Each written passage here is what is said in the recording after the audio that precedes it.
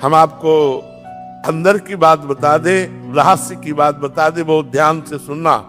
भगवान के मंदिर में जाके मांगना या अपने घर में भगवान से मांगना, दो बातें होंगी तो पूर्ण हो जाएगा, नहीं पूर्ण होगा।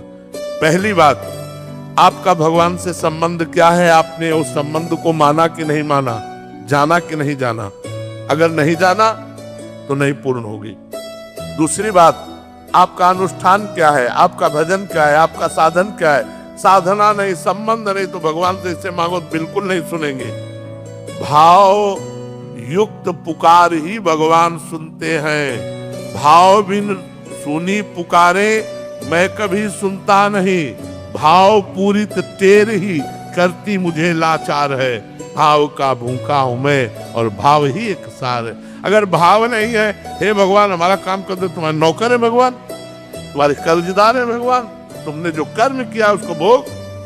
अगर भगवान से संबंध है, मेरे प्रभु मित्र है, मेरे प्रभु स्वामी है, मेरे प्रीतम है, तो हम उनसे कह सकते हैं यार सुनो बड़ी समस्या है, आपका ही दिया हुआ परिवार है, कुछ करो ना जुगाड़, तुम्हारे लिए तो कोई कवि है नहीं, अखिल कोटि ब्रह्मांडों के ईश्वर हो, यार हमारी बात बन जाएगी, तुम्हारा कुछ जाएगा नहीं, कृपा करो। ये प्यार से, हमारे दोस्त हैं तो हम दोस्ती की तरह बात करते हैं, स्वामी है तो स्वामी की तरह बात करते हैं, पिता है तो पिता की तरह बात करते हैं, पुत्र है तो पुत्र की तरह बात करते हैं।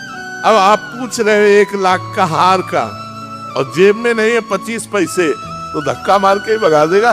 तो कितना तप है तुम्हारे पास, कितना पुण्य है तुम्हारे पास, कितना आपके पास भजन है, अब वो है नहीं और भगवान से कोई हमारी पूर्ति कर दे तो सब मम प्रिय सब मम उपजाए। संपूर्ण सृष्टि भगवान की है और विधान रख दिया है, अवश्य में वो भोक्तव्यम कृतम कर्म शुभाशुभम, जो तुम पाप और पुण्य करोगे उसका फल तुम्हें भोगना पड़ेगा।